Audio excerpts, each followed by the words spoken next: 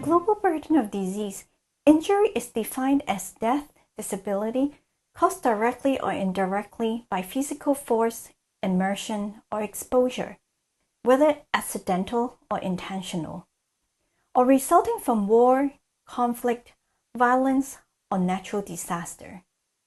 In this study, we examined 17 distinct causes of injury, including road injuries, falls, drowning, and self-harm, and interpersonal violence. Road injuries have long been a major public health issue in the ASEAN region, ranking 7th in 2021 for disease burden among all level 3 GBD causes. In addition to road injuries, this study offers a broader examination of other emerging causes of injury. Road injuries were the leading cause of mortality and morbidity in most ASEAN countries. In 2021, there were an estimated 120,000 deaths caused by road injuries. The disease burden of road injuries is the highest in Thailand and Malaysia.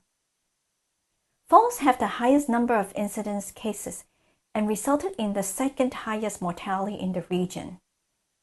The third leading cause of injury-related mortality is self-harm.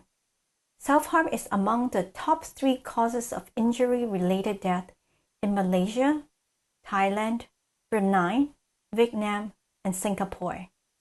In fact, in Singapore, half of the injury-related deaths were associated with self-harm. Map A shows the age-standardized mortality rate for all injuries across the 10 ASEAN countries. Darker red indicates higher rate, whereas darker blue indicates lower death rate.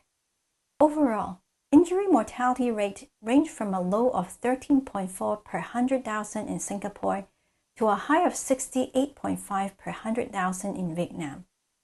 Cambodia and Thailand also had high age-standardized mortality rate exceeding 65 per 100,000. Map B shows the geographical variation in daily rates, which reflect both mortality and disability resulting from injuries.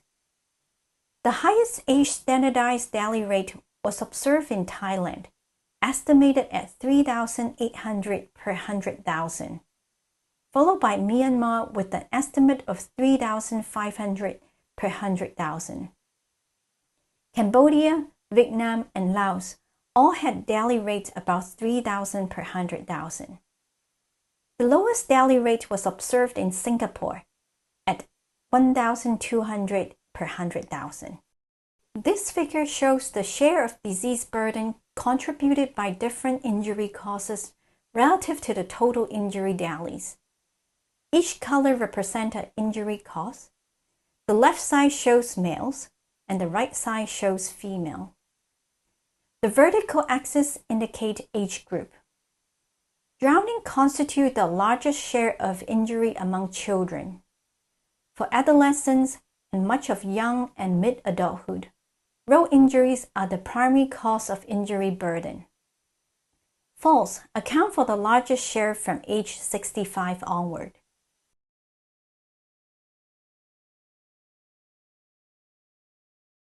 Over the past 30 years, there has been remarkable progress in some areas of injury prevention, with the burden of road injuries decreasing by 40% across ASEAN and as much as 78% in Singapore. However, progress remains uneven across different causes of injury.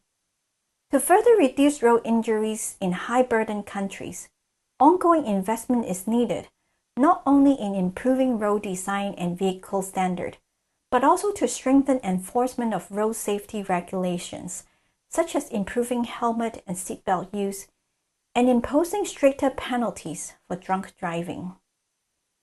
To prevent falls, effort must go beyond enhancing environmental safety to also address lifestyle factors such as obesity and physical inactivities. These factors increase the risk of fall-related injuries.